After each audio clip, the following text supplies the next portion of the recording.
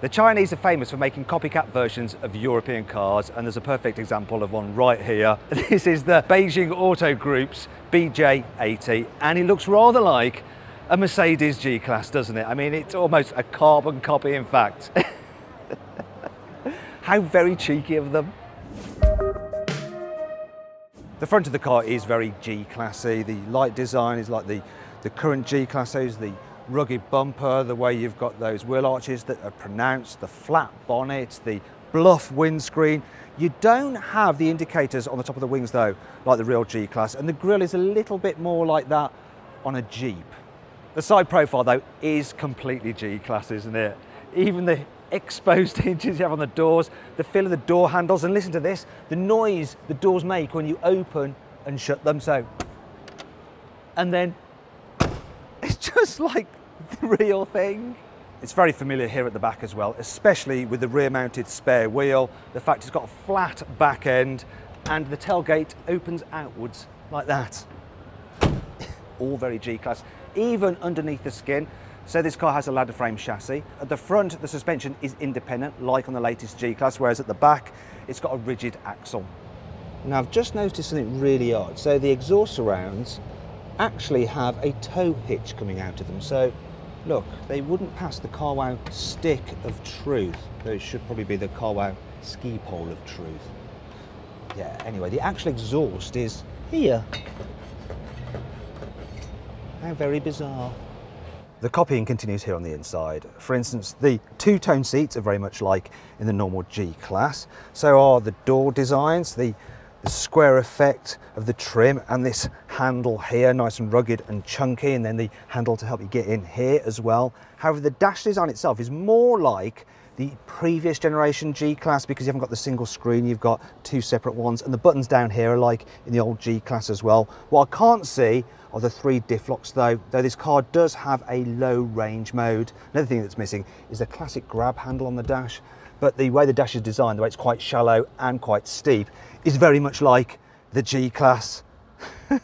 Thing is though, this is a lot less expensive. So this is the range topping version. It's got a 3-litre V6 turbo. It's got 270 horsepower, 4-wheel drive of course, and it'll cost £40,000 in China. Whereas the entry-level G-Class, that's going to set you back around £200,000 if you're Chinese. What's fun is that this car is rather boldly on display pretty much right next door to the Mercedes stand at the Shanghai Auto Show. It's almost like they're rubbing Mercedes' nose in it. And you might be wondering, why the heck doesn't Mercedes come over here with their lawyers and get them to take this thing away and stop building these copycat cars? Well, I found out that Mercedes actually has a partnership deal with Beijing Auto Corporation to build cars here in China, so they're probably willing to overlook this kind of plagiarism in interest of business relations. Here's another version of the BJ80, only in a slightly different paint scheme. It's quite cool. Actually, wait a minute, it's got the indicators on the wings. Yeah, this is the real G-Class. In fact, it's the G63, and if you want one of these in China, it's going to cost around £300,000, so no wonder the copycat exists. The G63 isn't the only performance SUV Beijing Auto has copied. They also do a Lamborghini Urus ripoff called the Wansu. Another direct Chinese copycat is a Zoti SR9, which blatantly looks like a Porsche Macan. Then there's the Landwind X7, which is a cut and paste previous generation Range Rover Evoque. In fact, the company just lost a lawsuit in China against Land Rover over this car. Now what it appears the Chinese are doing is, rather than doing blatant outright copies which can get them into trouble, they're just borrowing certain design elements from other cars and then amalgamating them all onto one vehicle, as I'll show you now on this stand here with BYD, which stands for Build Your Dreams. So this is the Tang, and it's a hybrid SUV. It's actually got a 2-litre turbo, 2 electric motors, and can do 0 to 60 in just 4.5 seconds. But this rear 3/4 is rather like another hybrid SUV, one that's not quite so quick. Can you guess what it is? Yeah, a Lexus RX. You see it? It's quite obvious, really. I don't know about you, but I'm picking up quite a lot of Audi Q5 vibes from this song. The crease down the side and the way it kind of curves over the wheels, it's a little bit Audi Q5, isn't it? Then the lights are even more Q5, and when you combine that with the Audi-like grille, it's quite clear to see. The whole car actually from other angles doesn't look quite so Q5-ish, but from this front three quarters, yeah, it really, really does.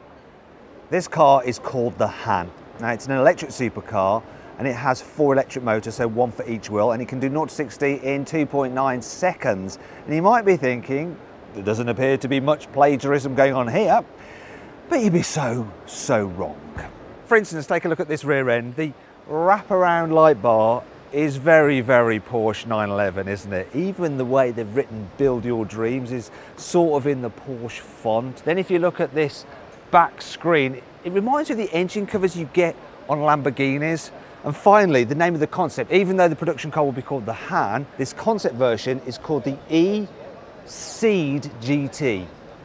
Kia Ceed GT. They're even copying the name. Finally, from this angle, the shape of the lights and the way the bodywork kind of swoops over the wheel, it sort of reminds me of the Honda NSX. So this is the Song Pro, and it's a smallish SUV. But this element here, it's just like the side blade you get on an Audi Q2, especially the way it's contrasting with the bright blue paint. Also, this strong crease here is very Audi Q2-ish. Meanwhile, the lights at the back have vertical elements in them, a bit like the rear lights on the A6. For me, this is the most blatant bit of copying on the BYD stand, because it really does just look like a Toyota Aygo. Toyota Aygo? Do you reckon? Yeah, just a little bit, maybe a little bit. I'll show you the worst bit on it though. There's a one-piece glass tailgate.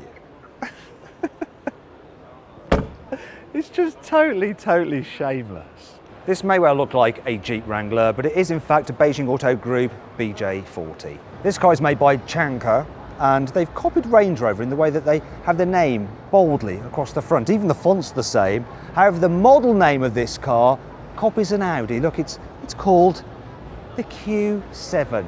Though bizarrely, this car isn't a 7-seater, it's just a 5-seater. Beijing Auto Group doesn't just copy current car designs, it also seems to copy older ones as well. This looks like an old Volvo S60. However, the tech on this car is very modern. So it's called the EU300, and it's an electric car, but you can actually raise it up, drop the battery out of it, and swap it for a new battery that's fully charged so you can carry on with your journey. I don't know what's happening to me. I think I've seen too many copycats. I'm starting to see copying even when there's probably not any copying actually going on. Probably not any copying actually going on. Actually, do you know what? I'm not seeing things, because this is the new Neo ET preview. It's a concept car, but it really does look rather like an Audi A7.